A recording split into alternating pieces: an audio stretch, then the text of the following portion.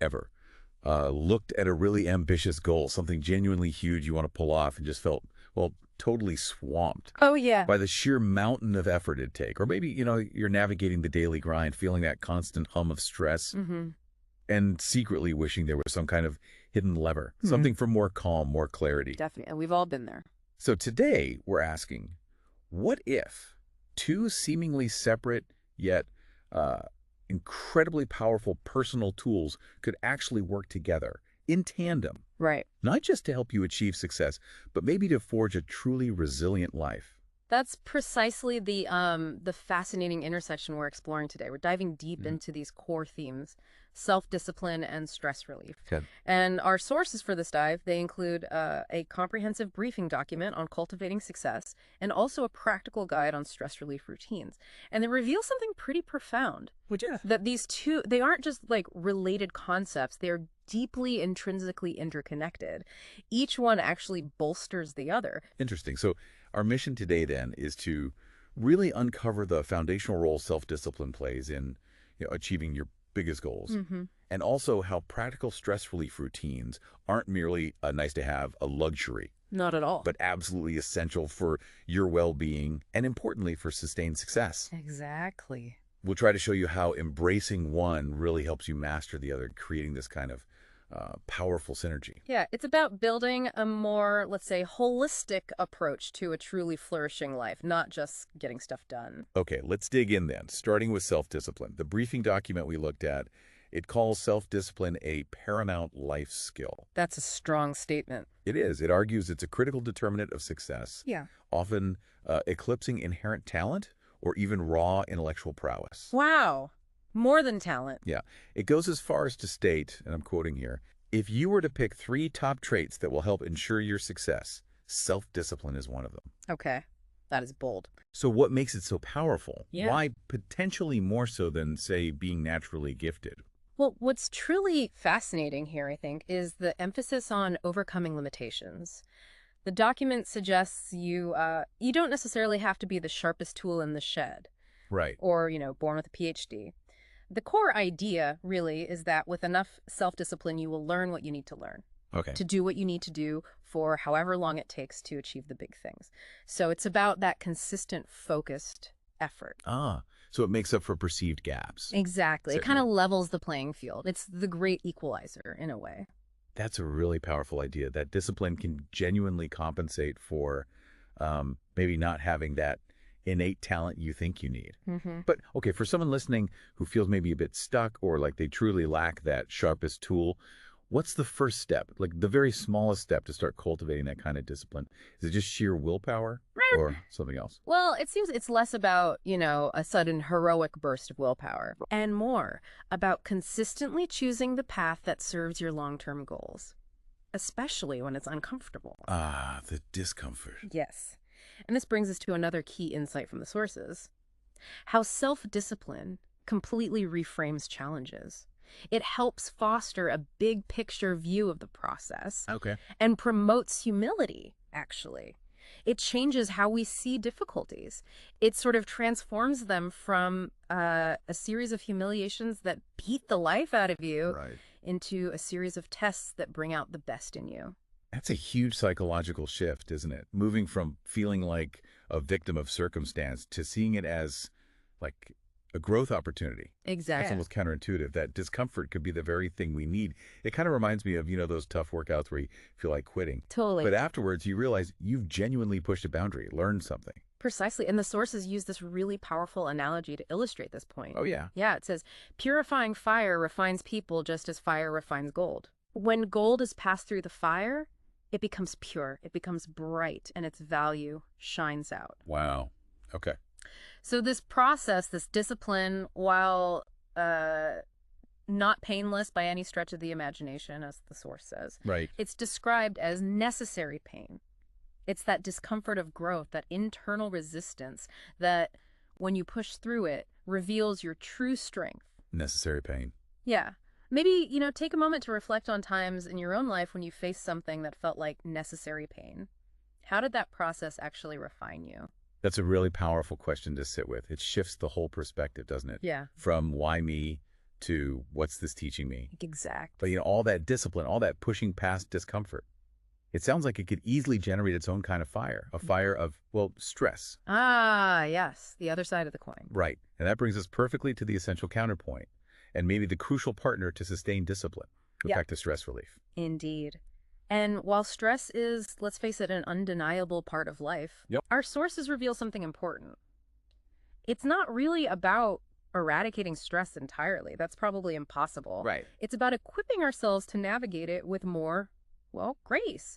And the key, they argue, lies in intentionally cultivating daily routines that build our resilience muscle. So not just reactively managing overwhelm when it hits. Exactly, not just firefighting. And the guide we looked at on stress relief routines, while it was specifically tailored for women, it offers strategies that are frankly rooted in universal human well-being. They apply to everyone. Okay, so it's about proactively building up our capacity to handle stress rather than waiting for it to feel like a tidal wave. Precisely. And this guide, it really hammers home the importance of making these practices a routine, doesn't it? Not just something you do once in a blue moon when you're a breaking point. Absolutely. It highlights that even a few minutes each day, dedicated mindfully, can make a significant difference. It's about those small, consistent habits stacking up. Right, consistency again. And this leads us to a really vital point. The true power isn't in doing these practices just once, but in weaving them into the fabric of your daily routine.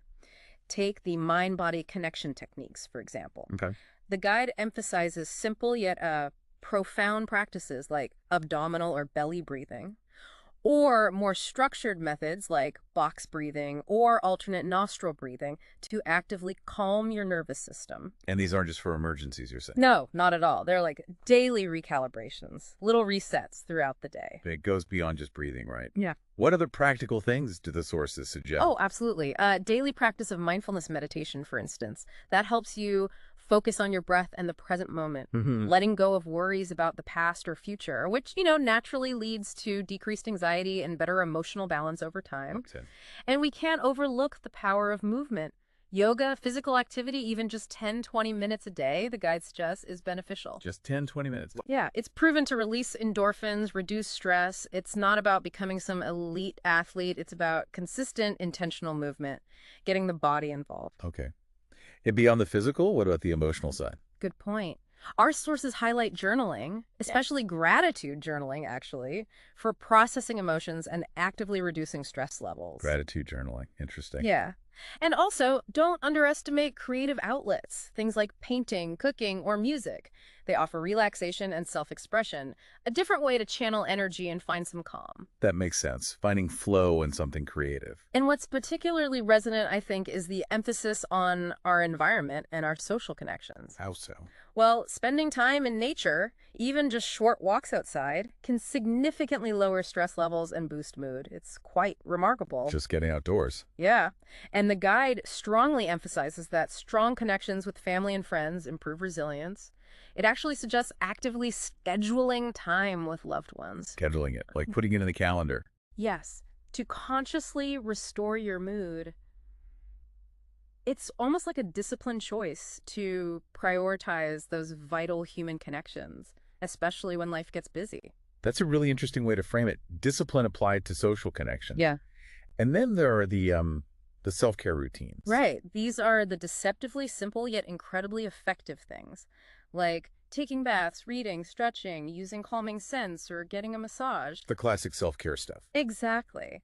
But the crucial takeaway here isn't just knowing these things help, it's making self-care a regular part of your schedule, not just an afterthought, something that happens only if you have leftover time. Which is rare. Which is very rare. And tying right into that, it's about the fundamental healthy daily habits.